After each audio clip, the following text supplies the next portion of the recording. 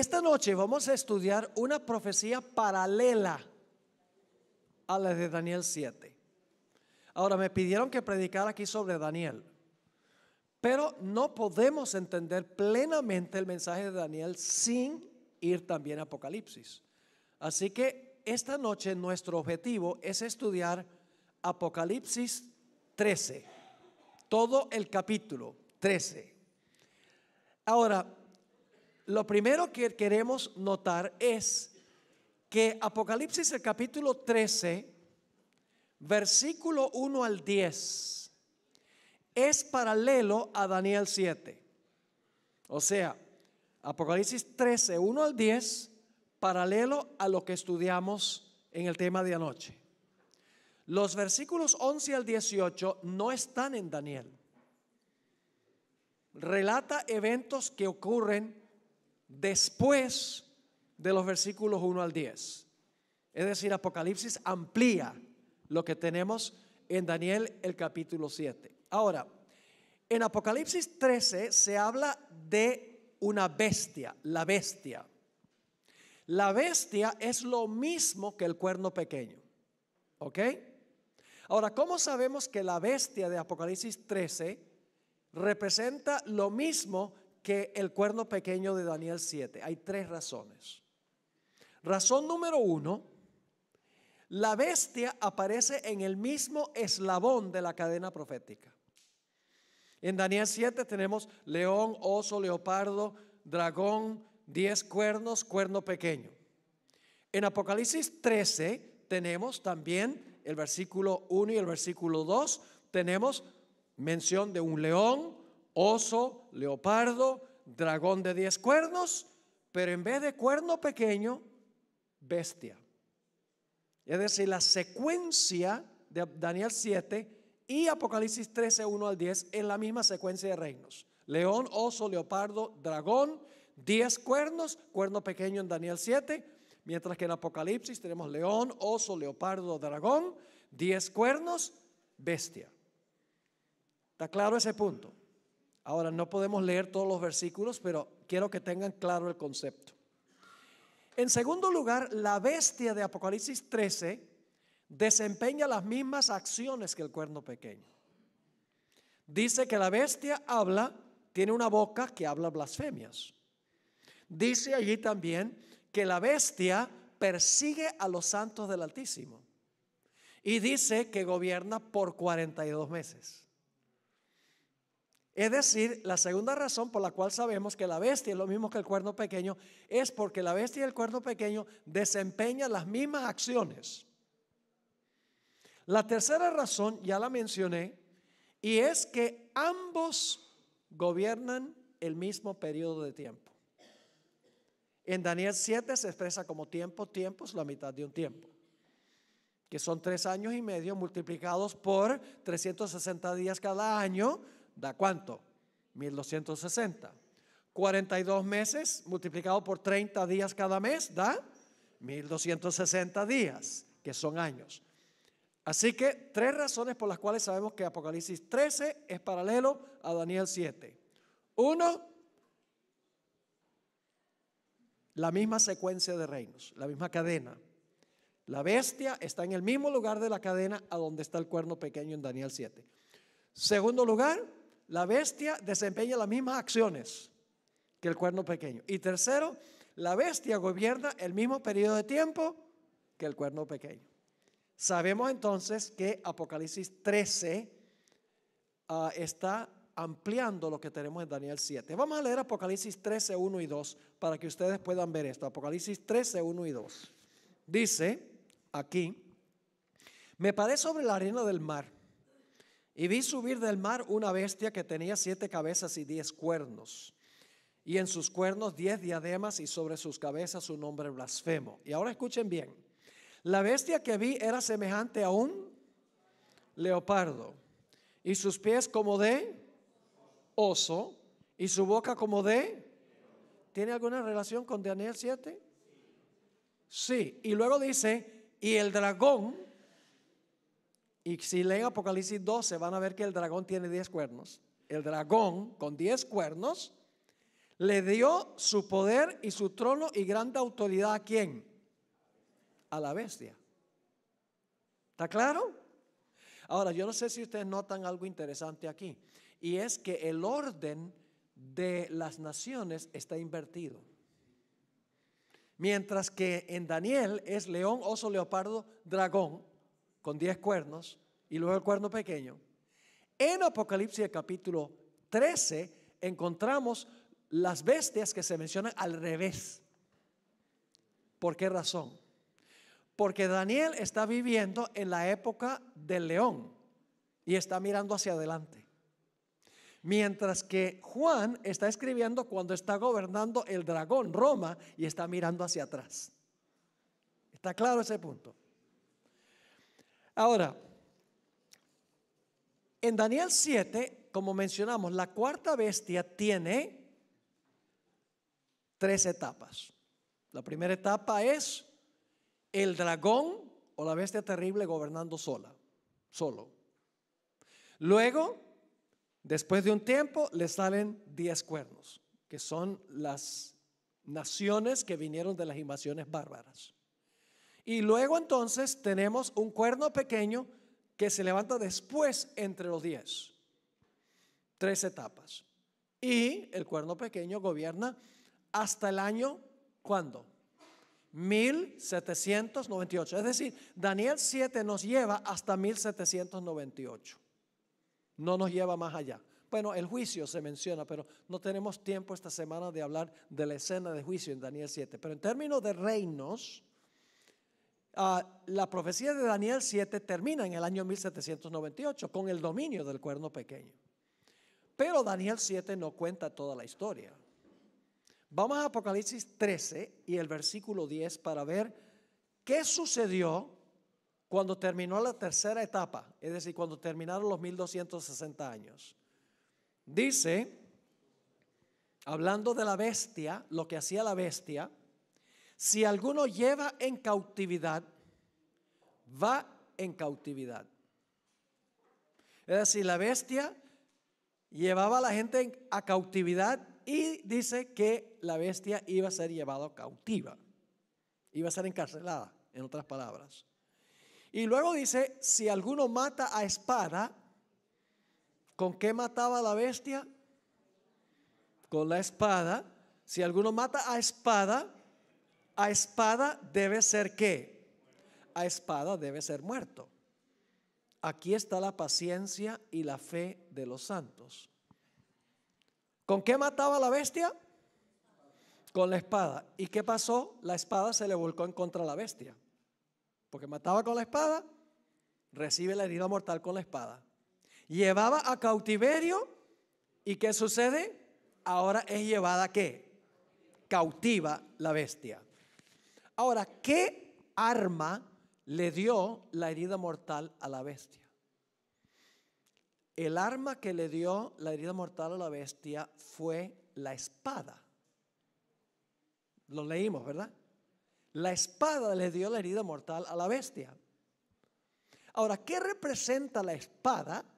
Porque en Apocalipsis estamos tratando con símbolos, ¿verdad? No es una espada literal. La espada representa algo simbólicamente. ¿Qué representa la espada? Que le dio la herida mortal al papado. Generalmente cuando yo hago esa pregunta, la respuesta es que representa la Biblia. Ahora, es cierto que la espada puede representar la Biblia. Vamos a leer un versículo, Efesios 6:17. Efesios 6:17. Nos dice que la espada es un símbolo de la Biblia. Dice, y tomad el yelmo de la salvación y la espada del Espíritu, que es ¿qué? La espada del Espíritu, que es la palabra de Dios. Es decir, la Biblia se compara con una espada. Ahora yo pregunto, ¿en la Biblia los símbolos siempre significan lo mismo? No. En la Biblia los símbolos son flexibles. Hay que tomar en cuenta el contexto para determinar qué significa el símbolo. No siempre significa lo mismo. Por ejemplo, si yo les preguntara qué representa un león en la Biblia, ¿siempre representa un león lo mismo? ¿El león representa a Satanás? Anda cual león rugiente. ¿El león representa a Cristo?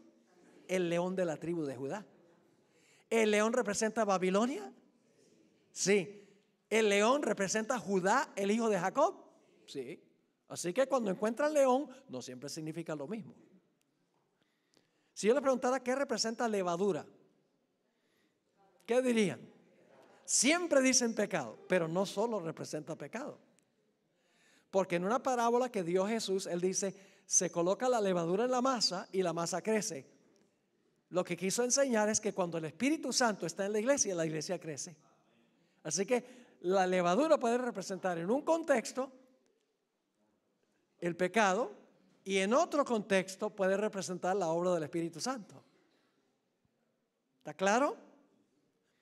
Así que nada más porque en Efesios dice que la espada es la Biblia, no significa que en Apocalipsis la espada es la Biblia.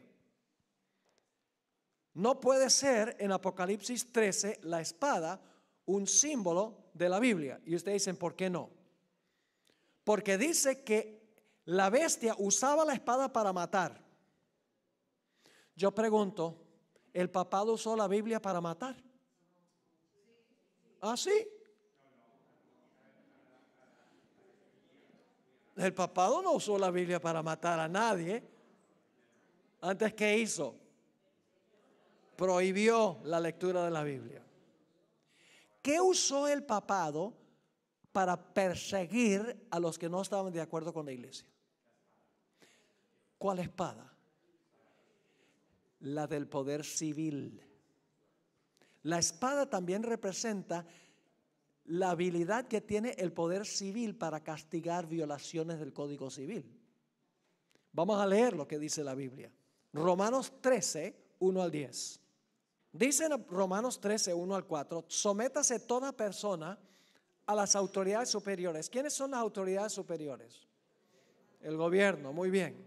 Porque no hay autoridad sino de parte de Dios, y las que hay por Dios han sido establecidas. De modo que quien se opone a la autoridad, es decir, al gobierno, a lo establecido por Dios resiste, y los que resisten acarrean condenación para sí mismos. Porque los magistrados, fíjese con los gobernantes, los magistrados no están para infundir temor al que hace el bien, sino ¿a quién? Al malo. ¿Quieres pues no temer la autoridad? Es decir, ¿quieres no tenerle miedo al gobierno? Haz lo bueno y tendrás alabanza de ella. Es decir, si tú obedeces las leyes del gobierno, el gobierno te va a tratar bien. Y luego dice el versículo 4, porque es servidor de Dios para tu bien. Pero si haces lo malo, teme, porque no en vano lleva ¿qué? La espada, pues es servidor de Dios, vengador para castigar el que hace lo malo.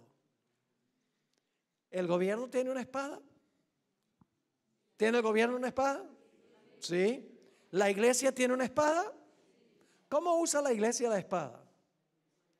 La iglesia usa la espada predicando. Yo estoy usando la espada ahora. Por la predicación. La palabra penetra.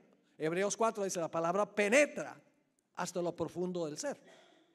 La iglesia tiene su espada y la espada del Espíritu compunge a los seres humanos y los convierte. Esa es la espada de la iglesia. Pero el poder civil también tiene una espada que se usa contra los que violan el Código Civil. Es decir, la espada, en lo que respecta el poder civil, significa la capacidad que tiene el poder civil de castigar violaciones del Código Civil. Yo pregunto, ¿el gobierno puede usar la espada contra los ladrones? ¿Puede usar la espada contra los asesinos? Claro que sí. ¿Puede usar la espada contra los que dañan la reputación de alguien? Sí, señor. Es decir, que la espada que tiene el poder civil es para castigar violaciones del Código Civil. Pero yo pregunto, ¿Cuál espada usaba la bestia para perseguir a los fieles de Dios? ¿La Biblia? ¿El papado persiguió con la Biblia? No, ¿qué usaba? La iglesia se apropió de la espada del poder civil, no solo para castigar violaciones del Código Civil, sino para castigar a los que no estaban de acuerdo con las doctrinas y prácticas de la iglesia. Es decir, la iglesia se apropió de la espada del poder civil para esparcir su poder y su autoridad.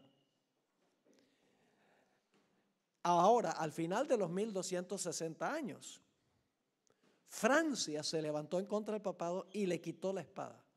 Es decir, Francia dijo: no vas a usar más el poder civil para lograr tus objetivos. Esa es la herida mortal que recibió el papado.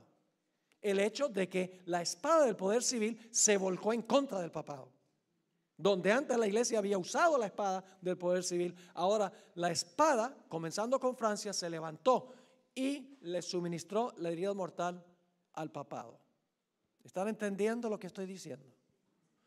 Ahora, mucha gente entiende mal este asunto. Dicen: bueno, la iglesia católica recibió la herida mortal en 1798. Eso no es correcto. La iglesia católica no recibió la herida mortal. El papado recibió la herida mortal.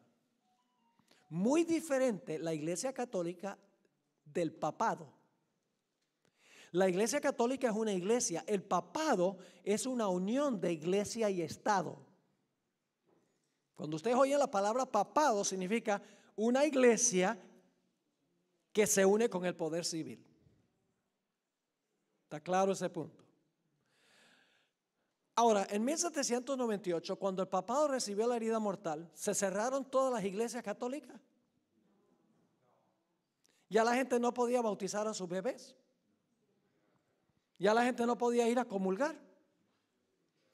Ya la gente no iba al confesionario. No, la iglesia siguió funcionando como ¿qué? Como iglesia. La herida mortal no es algo que le pasó a la iglesia. Lo que sucedió fue que se le quitó la capacidad de usar el poder civil para lograr sus propósitos. Esa es la herida mortal que se le da al papado. Quiero leerles unas citas aquí de historiadores sobre este asunto de la herida mortal, para que puedan entender qué es la herida mortal. No les voy a mencionar las fuentes. Bueno, tal vez debería mencionar las fuentes porque esto se está produciendo por Logos. En el libro de George Trevor, Roma desde la caída del Imperio Occidental, página 439 y 440, encontramos una descripción de lo que pasó en la Revolución Francesa. Escuchen: el papado estaba extinto, no la Iglesia Católica. En la Revolución Francesa el papado estaba extinto. No quedaba ni un vestigio de su existencia cuando recibió la herida mortal. Y de todos los poderes católicos romanos en Europa, ninguno levantó un solo dedo para defenderlo.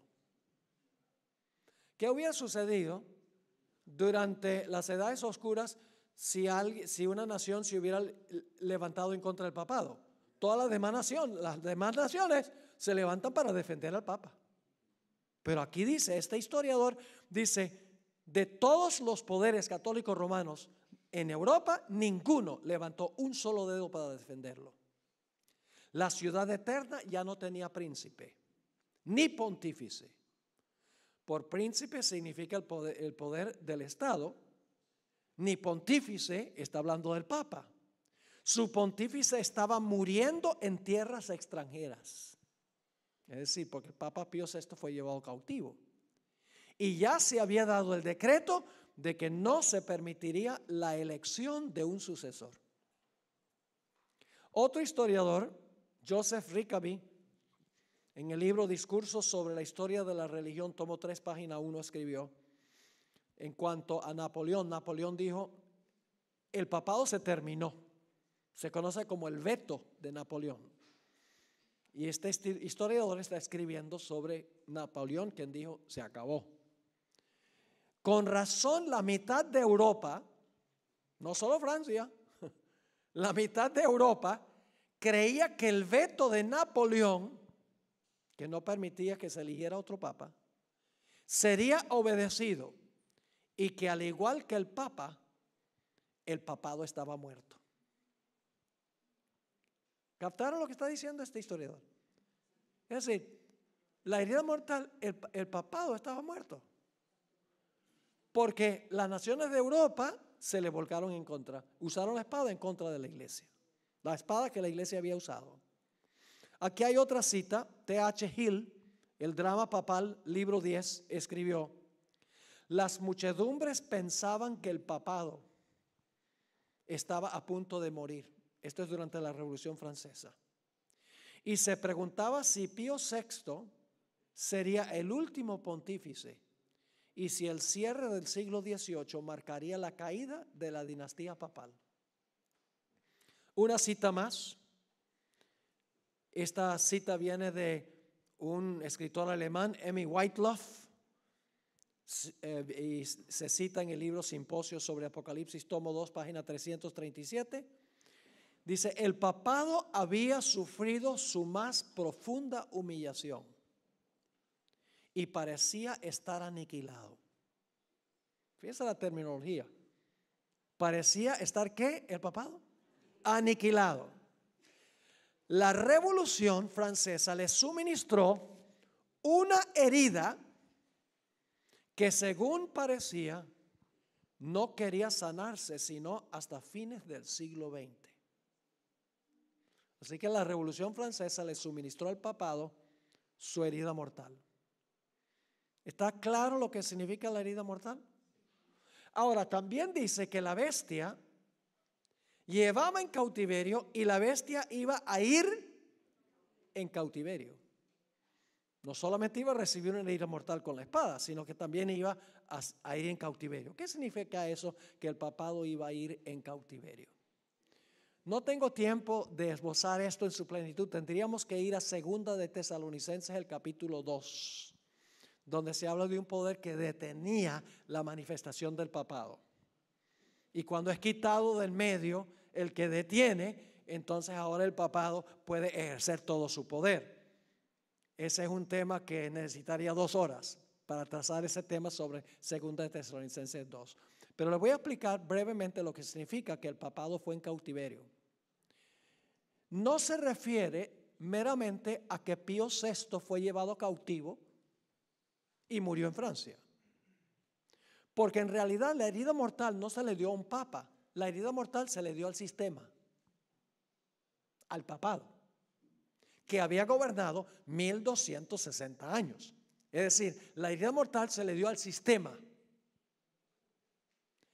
Y el sistema fue llevado cautivo. Ahora, ¿qué significa que el sistema fue llevado cautivo en la Revolución Francesa, culminando en 1798? Les explico y luego les voy a dar un ejemplo de Apocalipsis. ¿A dónde radicaba el poder del papado? ¿Por qué el papado tenía libertad para perseguir durante los 1260 años? Porque los poderes civiles se prestaban para que el papado hiciera lo que quería. Es decir, mientras el papado puede usar los poderes civiles, está libre. Cuando los poderes civiles le retiran su apoyo, ya no puede funcionar, está cautivo. Les doy un ejemplo del mismo libro de Apocalipsis. Apocalipsis, el capítulo 20. ¿Dónde radica el poder de Satanás? ¿Por qué tiene poder Satanás? Porque Satanás puede usar a las gentes del mundo para lograr sus propósitos. Si Satanás no tuviera gente, ¿tendría algún poder? No. Por ejemplo, cuando Cristo nace, Satanás se paró al lado de María con sus cachos y su rabo y su tridente. No, el diablo no es así, ¿no? Y ahí trató de matar a Jesús. ¿El diablo lo hizo personalmente? No. ¿Qué hizo? usó el poder civil de Roma para tratar de matar a Jesús, a Herodes. Es decir, Satanás tiene poder ahora porque tiene gente que puede usar primordialmente a los poderes civiles del mundo. Pero ¿qué sucedería si él pierde todo el apoyo de los poderes civiles del mundo? No tendría ningún poder. Ahora llegamos a Apocalipsis 20. ¿Qué va a pasar con Satanás durante los 1000 años? En Apocalipsis 20 dice que va a ser llevado cautivo. Va a quedar en la cárcel. No literalmente. Se le va a encadenar. ¿Sí o no? Durante los 1000 años. ¿Por qué? Porque ha perdido a los poderes civiles que usa para lograr sus propósitos. ¿Están conmigo o no están conmigo?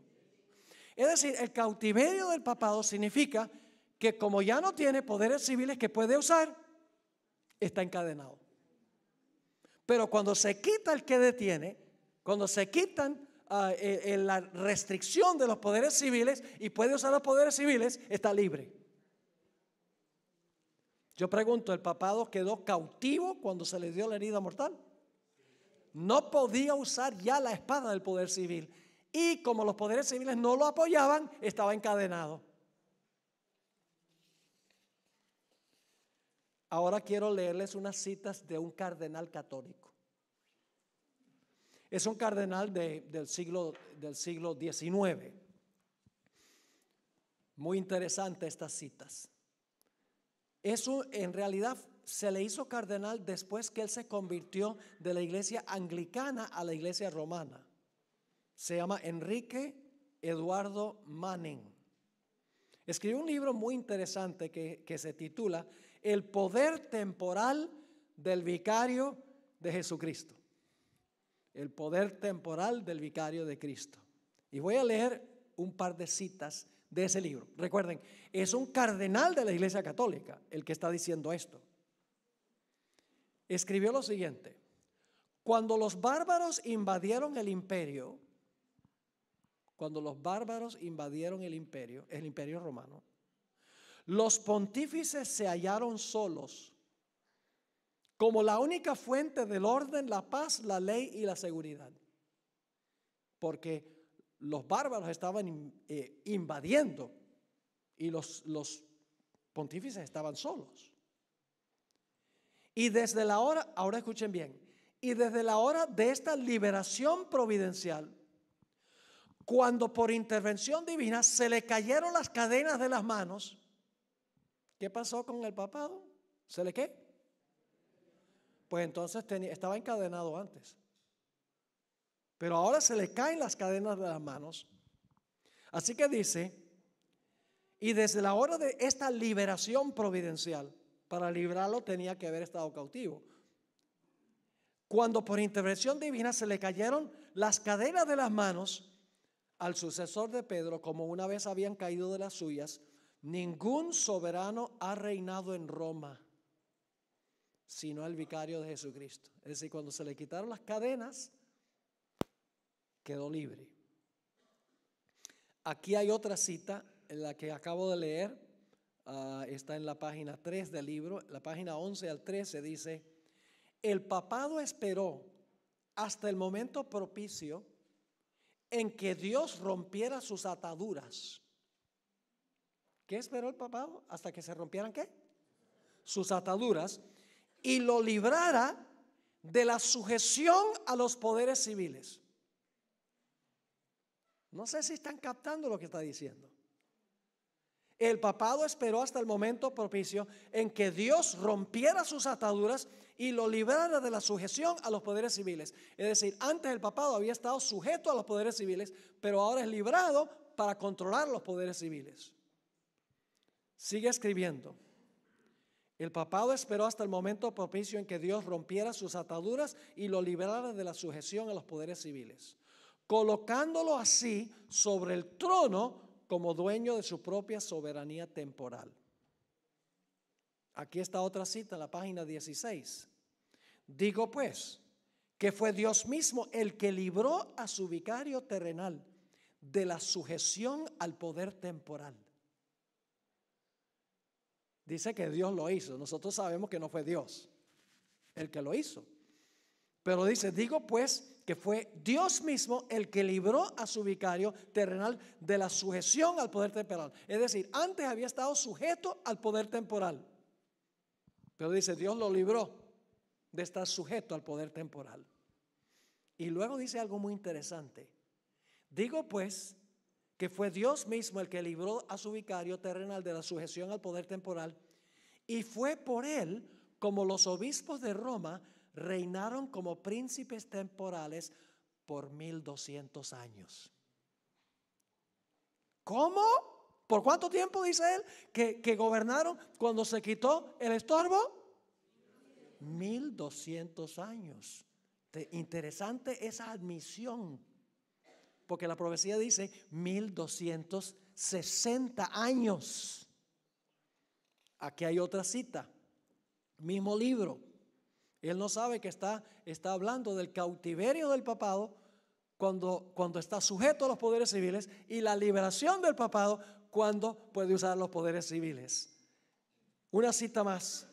La conversión del imperio al cristianismo y su destierro al lejano oriente, es decir, cuando Constantino se fue a Constantinopla, la conversión del imperio al cristianismo y su traslado y destierro al lejano oriente libró al vicario de Jesucristo de la sujeción al poder temporal.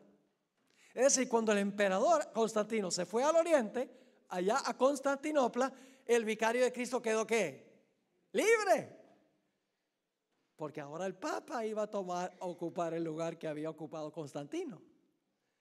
Sigue diciendo, y luego, por la acción de esa misma providencia, se le concedieron las prerrogativas de un verdadero y apropiado soberano para gobernar sobre aquel estado y territorio y también sobre el pueblo que le fue encomendado. Y ahora fíjense, y desde aquella hora que podría decirse fueron 1500 años, o más precisamente 1200. El sumo pontífice ha sido un verdadero y genuino soberano que ejerce las prerrogativas de la nobleza que le concedió Dios sobre el pueblo, y quien es Padre en todas las cosas, tanto espirituales como temporales. Qué citas interesantes, qué admisión interesante. Que el papado, hasta el tiempo de la invasión de las tribus bárbaras, estaba sujeto a los poderes civiles. Pero cuando los bárbaros invadieron el imperio, estaba todo en desorden, y los mismos bárbaros le dijeron: Papa, trae el orden. Y ahora el Papa puede usar el poder civil, es decir, ahora se le caen las cadenas y ahora puede gobernar sobre los poderes civiles, que sucedió, según él, por 1200 años. Y la profecía dice, ¿cuánto tiempo? 1260 años. Él no sabe que él está comentando sobre Apocalipsis, el capítulo 13. Es decir, el papado entonces, en 1798, ya que los poderes civiles ya no podía usarlos, está amarrado, está encadenado. ¿Cuándo se le van a caer las cadenas? Pues cuando pueda usar nuevamente los poderes civiles. ¿Cuándo se le van a caer las cadenas a Satanás? Después del milenio. ¿Qué va a pasar con todos los que Satanás usaba antes del milenio? Todos van a morir. ¿Cuánto poder va a tener Satanás durante los 1000 años? Nada. ¿Por qué? Porque no tiene gente. ¿Están entendiendo esto? Son cosas que a veces no se tocan. Ahora, Apocalipsis 13 nos dice que 1798 no es el fin. No es el fin. La bestia o el cuerno pequeño, Roma, tendrá una cuarta etapa. Primera etapa, el Imperio Romano. Segunda etapa, el Imperio Romano dividido. Tercera etapa, Roma papal, termina en 1798. Pero el libro de Apocalipsis dice que el papado va a recuperar su poder se le va a sanar la herida. ¿Qué significa el sanamiento de la herida? Vamos a leer el texto y luego vamos a explicarlo. Dice en Apocalipsis 13:3, Apocalipsis 13 y el versículo 3: vi una de sus cabezas como herida de muerte. Esta es la herida mortal. Y luego, ¿qué dice? Pero su herida mortal fue sanada. Y se maravilló toda la tierra en pos de la bestia. Yo pregunto, ¿el cuerno pequeño y la bestia van a tener otra vez dominio? Se le va a sanar la herida. Ahora, ¿qué significa que se le va a sanar la herida? Ya que sabemos qué es la herida y qué es el cautiverio, podemos saber qué significa el sanamiento de la herida. ¿Qué es el sanamiento de la herida? Se le va a devolver ¿qué? La espada. Y va a poder usar otra vez a los poderes civiles. Ve que es sencillo, ¿no? Esto no es complicado. Esto no es trigonometría. Ahora la pregunta surge: ¿cómo se le va a sanar la herida?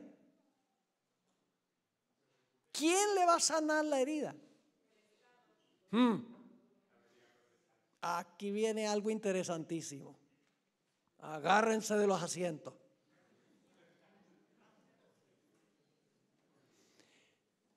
La segunda parte de Apocalipsis 13 habla de una segunda bestia que se levanta de la tierra. Vamos a leer Apocalipsis 13:11. Después vi otra bestia que subía ¿de dónde? De la tierra. ¿De dónde se levantaron las primeras bestias? Del mar. Entonces pregunto, ¿esta bestia se está levantando en otra parte? Tiene que ser en otra parte, porque no se levanta del mar en el mismo lugar. Así que dice: después vi otra bestia que subía de la tierra y tenía 2 cuernos semejantes a los de un cordero. En un momento vamos a hablar qué significa eso. Pero hablaba como dragón. ¿En qué se parece un cordero a un dragón? En nada. Es decir, esta va a ser una bestia contradictoria. Va a profesar una cosa, pero va a practicar otra. Ahora, ¿qué representa esta bestia? No cabe duda que esta bestia representa a los Estados Unidos de América. ¿Por qué razón? Le voy a dar 9 razones. Y esto, las 9 razones, es un tema completo de 1 hora, pero solamente les voy a resumir. ¿Qué representa una bestia en las profecías? Una nación o un imperio. Es decir, esta bestia que se levanta de la tierra tiene que ser una nación. Tiene que ser una nación. ¿El león fue una nación?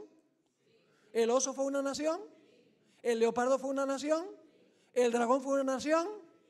Pero esta bestia no. Sí, también es una nación. Bestias representan naciones. Es decir, debemos buscar una nación. En segundo lugar, tiene que ser una nación que se levanta al mismo tiempo que la primera bestia cae. ¿Están conmigo o no están conmigo? Cuando la primera bestia está cayendo, se levanta esta bestia. Es decir, tiene que ser un poder que se levanta alrededor de ¿qué? Alrededor de 1798. Ahora escuchen bien, no podemos poner exactamente 1798 como la fecha en que se levanta esta bestia de la tierra, porque en realidad, por ejemplo, Babilonia, cuando Babilonia cae, antes de que cayera esa noche que Belsasar estaba celebrando su banquete, ya Babilonia estaba decayendo y los medo-persas estaban aumentando. Ponemos el 539 porque eso es cuando entró Ciro y Darío allá a la ciudad.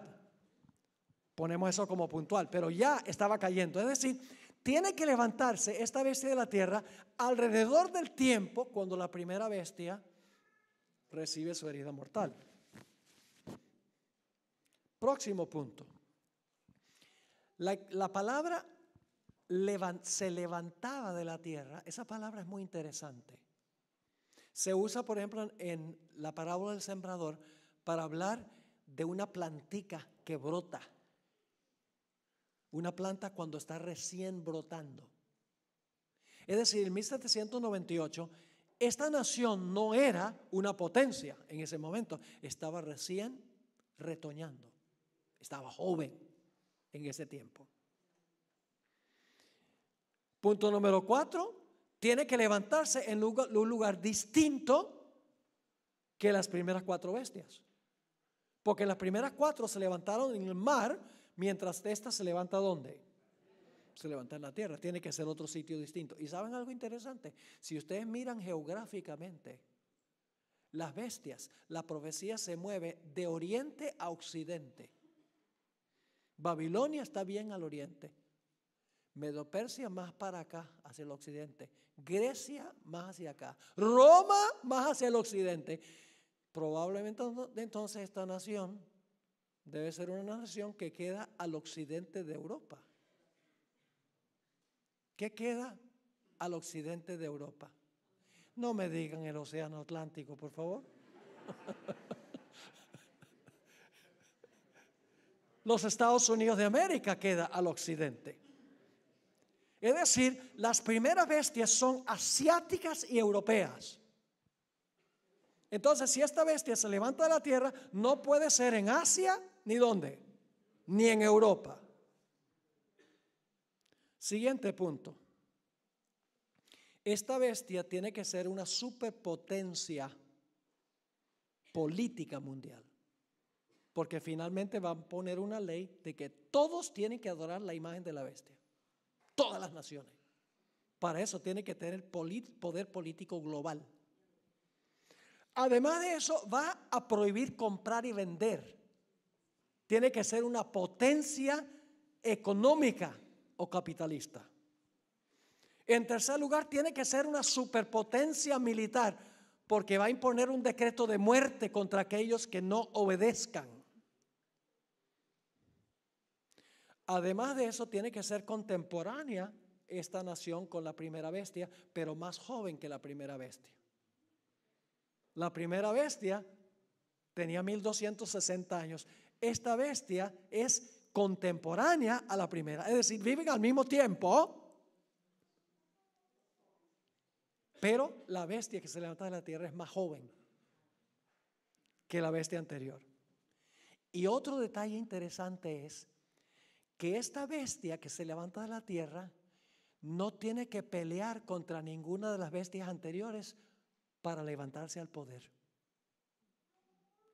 En Daniel 7 el oso acabó con el león, y el leopardo acabó con el oso, y el dragón acabó con el leopardo. Es decir, cada nación pelea contra la nación anterior para ascender al poder, pero esta bestia no lucha contra ninguno de los poderes anteriores para ascender al poder, sino que más bien hace otra cosa.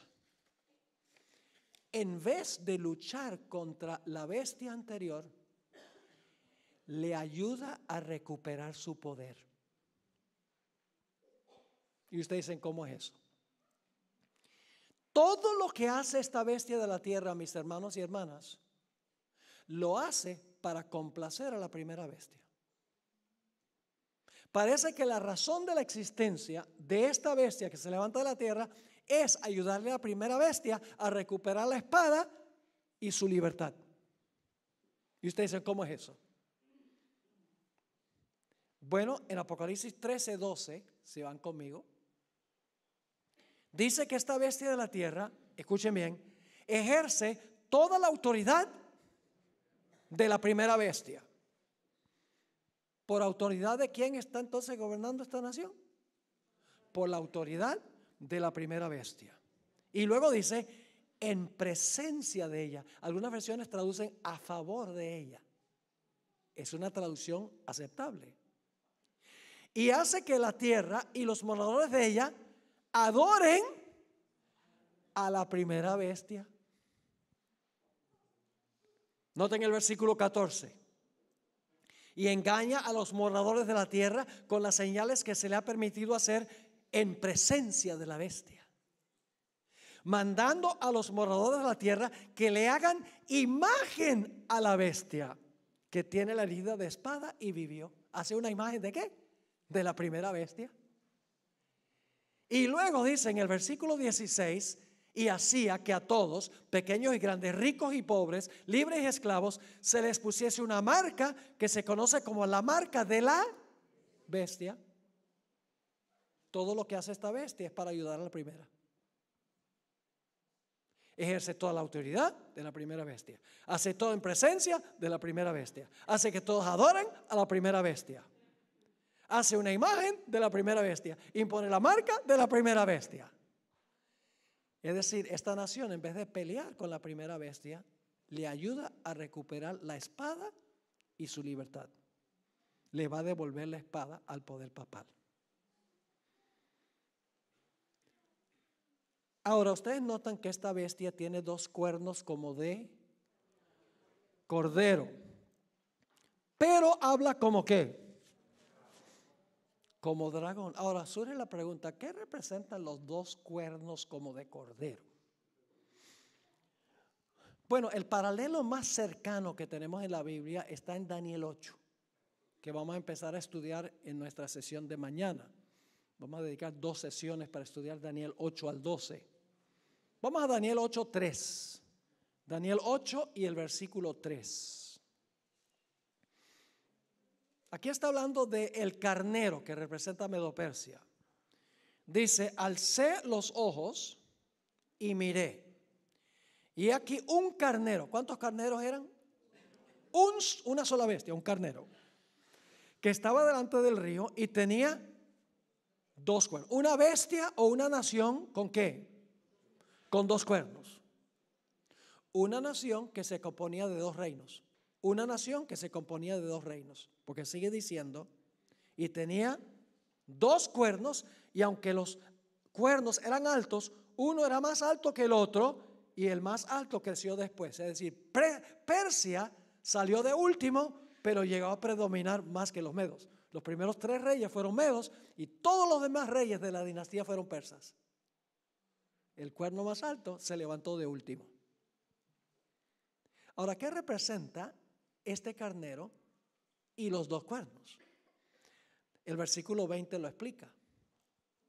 En cuanto al carnero que viste, que tenía 2 cuernos, estos son los que, los reyes de Media y de Persia. Eran 2 naciones, pero en un solo imperio. 2 reinos en una nación. Significa entonces que la bestia que tiene 2 cuernos como de cordero tiene que ser una nación que tiene ¿qué? 2 reinos. Una nación con 2 reinos. Y usted dice, bueno, ¿y los Estados Unidos es una nación con 2 reinos? Sí, señor. Ahora vamos a hablar de eso. Vamos a Mateo 22, 19 al 21. Mateo 22, 19 al 21. ¿Cuántos reinos reconoció Jesús? ¿Cuántos reinos reconoció el Señor Jesucristo? 2. 2. Sí, 2. ¿Cómo no? 2. Nota lo que dice aquí. Le dicen a Jesús, ¿se debe pagar tributo al gobierno, sí o no? Y entonces Jesús dice en el versículo 19, mostradme la moneda del tributo. Y ellos le presentaron un denario. Entonces les dijo, ¿de quién es esta imagen? Es decir, la cara de quién está en esta moneda y la inscripción, el nombre de quién está en la moneda. Le dijeron de César. Y les dijo, dad pues a César lo que es de César y a Dios lo que es de Dios. ¿Cuántos reinos reconoció Jesús? 2, el civil y el religioso. El Estado y la iglesia reconoció 2 reinos en un mismo imperio, en Roma. Ahora, vamos a Juan 18:36. Juan 18:36. Dice, aquí Jesús está delante de Pilato. En realidad Pilato lo invita a su aposento para hacerle una entrevista. Y Pilato le dice, ¿eres tú un rey? ¿Eres un rey? ¿Qué le dijo Jesús? Mi reino no es de este mundo. ¿Cuántos reinos reconoció Jesús? ¿Reconoció que hay un reino en este mundo, sí o no? Sí. ¿Reconoció que él también tenía un reino? Sí. Mi reino no es de este mundo. Si mi reino fuera de este mundo, mis servidores pelearían para que yo no fuera entregado a los judíos, pero mi reino no es de aquí. ¿Reconoció Jesús la existencia de dos reinos? Sí, el reino de este mundo y su ¿qué? Y su reino. ¿Se refirió Jesús varias veces al reino de los cielos? Eso es su iglesia. Y también se refirió al poder civil como un reino. Ahora, ¿qué querían los judíos de la época de Jesús? Ellos querían que la iglesia se apropiara por la fuerza del poder civil para imponer su religión. Por ejemplo, en cierta ocasión Jesús de regreso a Jerusalén quería pasar por algunas aldeas samaritanas, pidió permiso por adelantado y las aldeas dijeron: no queremos que pases por nuestros pueblos. Y Santiago y Juan le dijeron a Jesús: que falta de respeto, ¿quieres que llamemos fuego del cielo para incinerar a esas ciudades? ¿Cómo no van a aceptar a nuestro Mesías?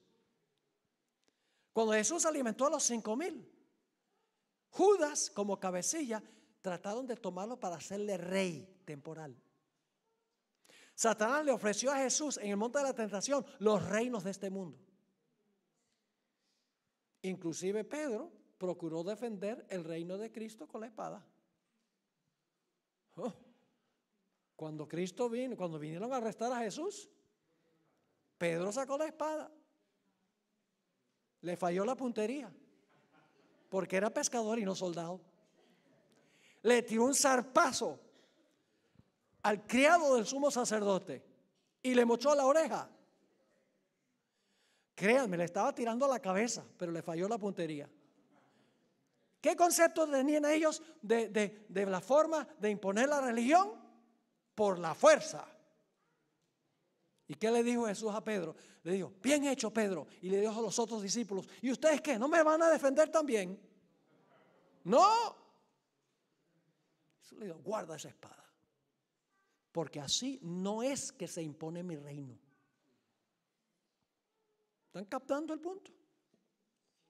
Noten Lucas 17, 20 y 21. Estamos hablando de los dos reinos por ahora. Y luego vamos a regresar para demostrar que en los Estados Unidos hay dos reinos: civil y religioso. Lucas 17, 20 y 21. Preguntado por los fariseos, que esperaban un reino temporal, preguntado por los fariseos cuándo había de venir el reino de Dios, les respondió y dijo: el reino de Dios no vendrá con advertencia. Es decir, el reino de Dios no viene con una exhibición de poder. Ni dirán: helo aquí o helo allí. Porque he aquí, el reino de Dios está, una mejor traducción, está en vosotros. Escuchen bien. El gobierno no puede convertir a nadie. La iglesia no puede usar el poder civil para lograr sus fines, porque la iglesia usa la espada, que es la Biblia, para predicar. El poder civil usa la espada para castigar violaciones del Código Civil. En España hay dos reinos: el poder civil y el poder religioso. Lamentablemente en muchos sentidos están como unidos. Pero esta bestia que se levanta de la tierra tiene dos cuernos de cordero separados, no juntos. Ahora hablemos de lo que representan los dos cuernos en lo que se aplica a los Estados Unidos.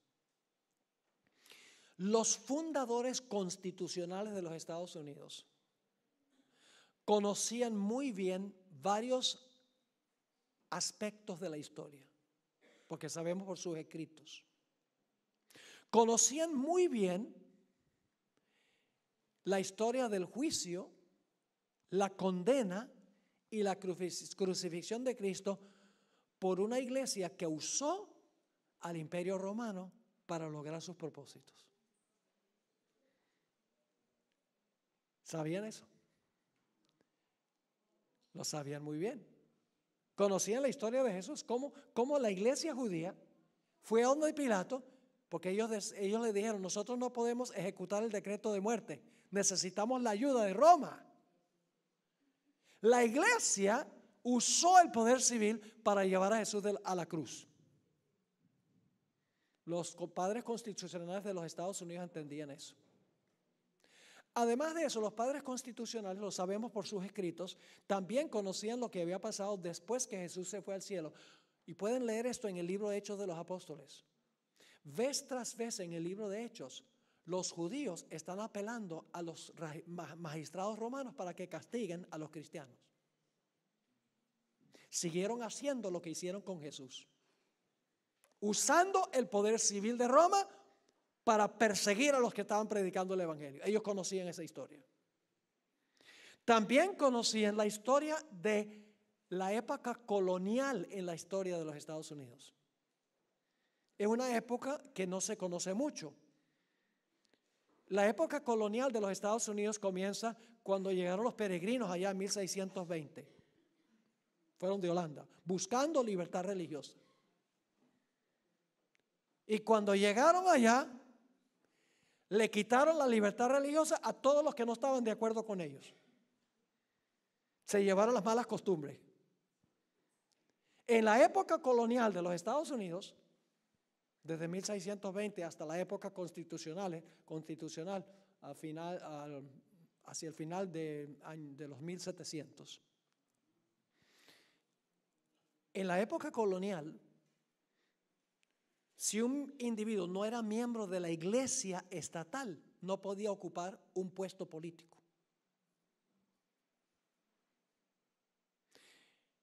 Además de eso, la gente le pagaba los diezmos al gobierno y el gobierno le pagaba a los ministros. Además de eso, por lo menos en 3 colonias habían leyes dominicales que si una persona violaba la ley dominical, en 3 colonias inclusive se les podía ejecutar el decreto de muerte. Encarcelaban gente que trabajaba el domingo, los encarcelaban, los multaban. Y si seguían rebeldes, la sentencia de muerte. Porque el Estado imponía lo que quería la iglesia colonial, que era la iglesia compuesta de puritanos. Los padres constitucionales de los Estados Unidos conocían esa etapa de la historia. El punto es que ellos sabían que cuando la iglesia usa el poder civil, se une al poder civil, el resultado es persecución. También conocían muy bien la historia del papado durante los 1260 años. Constantemente escriben sobre la Inquisición. Cuando la iglesia usaba el poder civil para perseguir a los que no concordaban con los dogmas de la iglesia y con las prácticas de la iglesia. Y por eso los padres constitucionales de los Estados Unidos dijeron: en esta nación que está surgiendo va a ser diferente. En esta nación nosotros vamos a separar radicalmente la iglesia del poder civil. Ni la iglesia va a poder usar el poder civil, ni el poder civil va a poder usar la iglesia. Cada uno va a funcionar en su esfera. Libertad civil y libertad religiosa. Por eso en 1776 se ratificó la Declaración de Independencia, que parcialmente dice que todos tienen ciertos derechos inalienables. Es decir, que nadie les puede quitar porque son garantizados por Dios. Y entre esos derechos está el derecho a la vida, la libertad y la búsqueda de la felicidad. La Constitución fue ratificada en el año 1787 y básicamente los principios de la Constitución de los Estados Unidos es un gobierno del pueblo, para el pueblo y por el pueblo. Es decir, el poder no radica arriba sino abajo, con el pueblo. Ahora, ¿qué sucedía durante el periodo de dominio papal? todo el poder fluía del rey hacia abajo. El rey mandaba y la gente obedecía lo que decía el rey. El pueblo no tenía voz ni voto. Y en la iglesia, ¿cómo funcionaba? Lo que decía el Papa. La gente no tenía libertad. El Papa hablaba y la gente tenía. Cuando el Papa decía salta, la persona decía ¿cuán alto? Cuando el rey decía salta, ¿cuán alto? No había libertad del pueblo. No era un gobierno del pueblo, para el pueblo y por el pueblo. Era un gobierno que fluía de arriba hacia abajo, por imposición. Los padres constitucionales de los Estados Unidos dijeron: aquí va a ser diferente. Aquí el poder va a fluir de abajo hacia arriba. El pueblo va a poder elegir sus propios representantes. Y va a haber libertad civil y libertad religiosa. En una nación, dos reinos distintos. La iglesia por su lado y el Estado por su lado. Y en los Estados Unidos hay ambas cosas. La iglesia funciona como iglesia y el Estado como Estado. Déjenme darles una ilustración. Yo sé que en Europa aquí es un poquito diferente. Es peligroso el asunto de la iglesia pedir la ayuda del Estado y viceversa. Es muy peligroso. Yo pregunto, en asunto de finanzas, ¿qué le debemos a Dios? El diezmo. ¿Y qué le debemos a César? No nos gusta, ¿verdad? Los impuestos. Yo les pregunto, ¿sería apropiado que el gobierno español le dijera a la iglesia: ustedes tienen que darnos un porcentaje de los diezmos? No. ¿Sería apropiado para la iglesia decirle al gobierno español: denos una ayuda económica para que podamos funcionar? No, porque cuando la iglesia recibe la ayuda del Estado, la iglesia tiene que hacer lo que el Estado dice porque le debe. ¿Es así o no es así? Es peligroso, peligrosísimo. La hermana White nació 29 años después de la herida mortal. Y ella escribió en El Conflicto de los Siglos, página 495, lo siguiente, hablando de los colonos en los Estados Unidos. Los fundadores de la nación procuraron con acierto que la iglesia no pudiera hacer uso del poder civil. ¿Qué hicieron los fundadores de la nación? Procuraron con acierto que la iglesia no pudiera hacer uso del poder civil, con los consabidos e inevitables resultados: la intolerancia y la persecución. Los padres fundadores de Estados Unidos dijeron: está bien que en esta nación haya dos reinos, la iglesia funcionando como iglesia y el poder civil como poder civil, pero en esta nación no vamos a permitir que la iglesia use el poder civil para cumplir sus propósitos. Ahora quiero compartir con ustedes algunas de las cosas que dijeron los fundadores de los Estados Unidos, de la nación, porque en la época colonial no existía los Estados Unidos, o sea, estaba el territorio, pero en la época de la colonia era colonia de Inglaterra. O sea, no había gobierno de Estados Unidos, no había constitución, no fue sino hasta la Declaración de Independencia, la Constitución y el Acta de Derechos que los Estados Unidos llegó a ser nación. Inmediatamente antes del año 1798. Qué interesante. Mientras que la primera bestia estaba a punto de recibir su herida mortal, la bestia de la tierra estaba ascendiendo y formándose como nación. Esto no es coincidencia ni accidente. Hablemos en primer lugar de George Washington. ¿Han oído hablar de George Washington? El libertador de la patria, el que nos libró de Inglaterra. Primer presidente de los Estados Unidos. Presidió la Convención Constitucional, a donde se escribió y se ratificó la Constitución de los Estados Unidos. La delegación bautista, es decir, la iglesia bautista, le escribió una carta a George Washington el 8 de agosto de 1779. De 1779, perdón. En primer lugar, felicitándolo por su elección como el primer presidente de los Estados Unidos. Y le preguntaron si la recién aprobada Constitución tenía suficientes garantías de libertad religiosa. porque se acababa de aprobar la Constitución, pero ellos querían saber si la Constitución garantizaba plena libertad religiosa. Y Washington le respondió y le dijo, sí, yo creo que la Constitución tiene garantías de libertad religiosa. Pero con el transcurso del tiempo se aprobaron las actas de derechos, que son las primeras 10 enmiendas que contante y sonante garantizan la libertad de conciencia y libertad de religión. Quiero leerles lo que le escribió el presidente Washington a la delegación bautista en cuanto a la pregunta que ellos hicieron. Escribió Washington: nunca hubiera colocado mi firma sobre la Constitución que fue redactada por la convención, sobre la cual tuve el honor de presidir, si hubiera albergado la menor duda de que ésta iba a poner en peligro los derechos religiosos de cualquier sociedad eclesiástica. Es decir, yo no hubiera firmado la Constitución si yo hubiera pensado que había peligro de que cualquier iglesia iba a sufrir.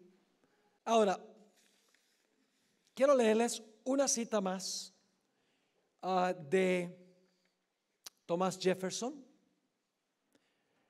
Le está escribiendo a la Asociación Bautista de Danbury: creyendo como ustedes que la religión es algo que debe permanecer solo entre el hombre y su Dios, y que el hombre le debe rendir cuentas tan solo a Dios por su fe y culto, que los poderes legítimos del gobierno alcanzan tan solo a nuestras acciones y no nuestras opiniones, yo contemplo que la legislatura son los que redactan las leyes, que la legislatura no debe redactar ninguna ley que tenga que ver con el establecimiento de religión, ni que prohíba el libre ejercicio de ella, edificando así un muro de separación entre la iglesia y el Estado.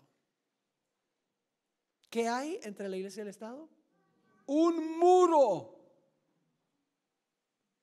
El gobierno de los Estados Unidos no puede redactar ninguna ley que establezca alguna observancia religiosa, ni tampoco puede prohibir que la gente practique su religión. Y tenemos una ilustración de esto, una ilustración muy interesante en el libro de Daniel.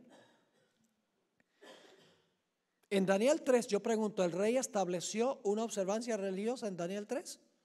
Sí, levantó una imagen y dijo, todo el mundo tiene que adorar esta imagen. El rey estaba obligando a practicar cierta observancia religiosa. Pero en Daniel 6 es diferente. En Daniel 6 el rey está prohibiendo que Daniel ore. Está prohibiendo que él practique su religión. Nabucodonosor estableció religión, mientras que en el capítulo 6 se prohíbe la libre práctica de la religión. ¿Y cuál fue el resultado de estas leyes que fueron establecidas por los poderes civiles? Persecución. Y gracias a Dios, que Dios tuvo la última palabra, porque el rey pensaba que iba a incinerar a los 3 muchachos. Dios dijo, no.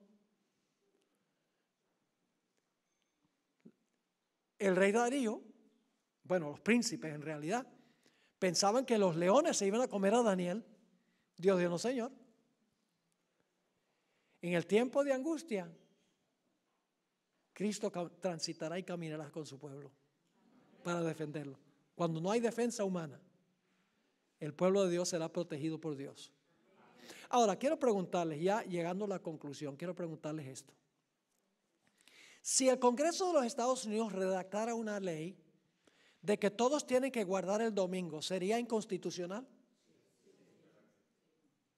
Uno no tiene que ser el sabio Salomón para entender que eso sería inconstitucional, porque es establecer una observancia religiosa que prohíbe la primera enmienda. Yo pregunto, si el Congreso de los Estados Unidos redactara una ley de que nadie podía guardar el sábado, ¿sería inconstitucional? Sí, porque la Constitución garantiza la libre práctica de la religión. La hermana White dice que no solamente el Congreso va a redactar una ley de que hay que guardar el domingo, sino que finalmente redactará una ley que prohíbe guardar el sábado. Claramente sería ¿qué? Inconstitucional. No es que los Estados Unidos, escuchen bien, no es que los Estados Unidos va a eliminar la primera enmienda, sino que va a declarar que leyes inconstitucionales son constitucionales. Por eso dice que esta bestia tiene 2 cuernos como de cordero, profesa libertad civil y religiosa, pero al mismo tiempo habla como dragón. Contradice su profesión. Y todo este asunto del cambio climático, ese es tema para otro tiempo. Todo este asunto del cambio climático últimamente tiene como fin establecer el domingo como día de reposo. El Papa lo ha dicho. El medio ambiente necesita un día para reposar. ¿A que no adivinan qué día es ese? El domingo. Los pobres trabajadores, los capitalistas, hacen que trabajen y trabajen. Los pobres necesitan un descanso. ¿A que no adivinan qué día? Domingo. La familia vive ajetreada, andando de aquí para allá, los hijos a la escuela, el trabajo y esto. La familia no tiene tiempo para conectarse unos con otros y con Dios, para ir a misa y eso. Es necesario que la familia tenga un día para descansar. ¿A que no adivinan qué día es ese? El domingo. Ahora, no me entiendan mal, es bueno que el medio ambiente tenga un buen día para descansar. Es bueno que los pobres trabajadores tengan un día para descansar. No hay ningún problema en eso. No hay un problema con que la familia tenga un día para descansar. El problema es que el Papa tiene el día que no es. Y finalmente va a querer imponerlo usando la espada del poder civil. Y los Estados Unidos va a ser el primer país que se va a prestar para esto. Ahora termino con esto. La Corte Suprema de los Estados Unidos. El Tribunal Supremo de los Estados Unidos tiene 9 jueces. En los Estados Unidos el gobierno, los Estados Unidos tiene 3 ramas de gobierno. El poder ejecutivo, representado mayormente por Donald Trump. En segundo lugar, el poder legislativo, que son los que redactan las leyes. Y en tercer lugar, el poder judicial, primordialmente la Corte Suprema de los Estados Unidos, que se compone de 9 jueces. ¿Cuál de esas 3 ramas es más poderosa?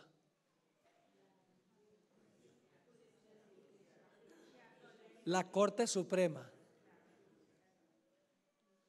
Y ustedes dicen, ¿por qué? Yo no sé si algunos de ustedes recuerdan esa elección en la Florida, en los Estados Unidos, cuando Al Gore y George Bush y todos los estados tuvieron sus resultados, pero el estado de la Florida había un debate porque las tarjetas no se veía muy bien dónde habían ponchado los huequitos. ¿Algunos recuerdan eso? Y por varias semanas estaban los demócratas y los republicanos apelando a este abogado, al otro abogado, a los tribunales menores, tribunales del medio. Finalmente llegó a la Corte Suprema. La Corte Suprema dijo, George Bush es presidente. La Corte Suprema eligió el presidente de los Estados Unidos y nadie pudo apelar. La Corte Suprema aprobó el matrimonio homosexual. Es ley. Ahora escuchen bien. El Congreso redacta las leyes, pero si la Corte Suprema dice que la ley es inconstitucional, la ley no va. Así que la Corte Suprema tiene más poder que el Congreso. Y el Poder Ejecutivo, que hace cumplir las leyes, pues no puede hacer cumplir una ley que la Corte Suprema declaró inconstitucional. ¿Saben lo que va a pasar? Lo que va a pasar es que la Corte Suprema de los Estados Unidos va a declarar que leyes inconstitucionales son constitucionales. Por eso esta nación, que tiene 2 cuernos como de cordero, que profesa creer en separación de iglesia y Estado, libertad civil y religiosa, al mismo tiempo va a llegar a ser un poder perseguidor, devolviéndole el poder de la espada al papado, librando al papado del cautiverio que ha tenido hasta este tiempo. Y estamos viendo desarrollos ahora que están ocurriendo claramente. Ahora, de los 9 jueces, no hay ni un solo protestante. Y Estados Unidos es un país protestante, ¿verdad? Supuestamente. La vasta mayoría de los ciudadanos son protestantes. No hay ni un solo juez protestante. Hay 6 católicos y 3 judíos.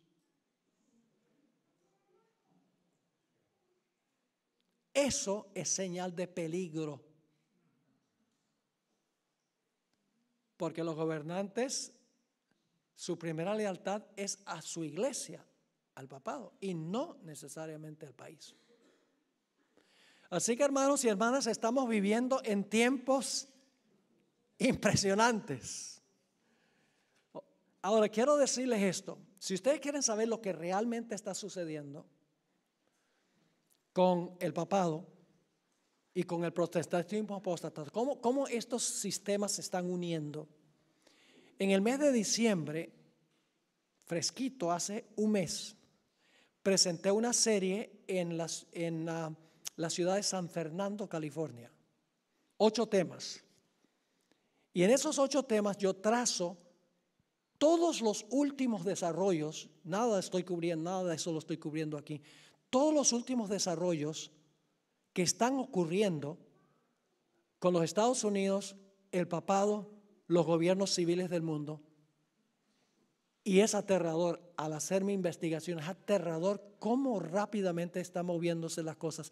Cómo los jesuitas están trabajando ahora, transformando a la Iglesia Católica desde adentro para poder unir los protestantes y los gobiernos del mundo con el papado. Es algo impresionante cuando uno mira lo que está sucediendo. Bien, vamos a orar. Padre Celestial, gracias por la palabra profética más segura. Gracias porque no nos has dejado a oscuras en cuanto a lo que va a ocurrir al final de la historia. Gracias porque tú declaras el fin desde el principio. Gracias porque nos has dado a nuestra iglesia un mensaje tan poderoso. Te pido, Señor, que nos ayudes a estudiar, nos ayudes a ser fieles, porque muy pronto esa fidelidad será probada al máximo. Ayúdenos, Señor, a ser como un roble inconmovible ante la oposición de la sociedad, de las iglesias, etc. Bendícenos al regresar a nuestros hogares. Llévanos con tu protección.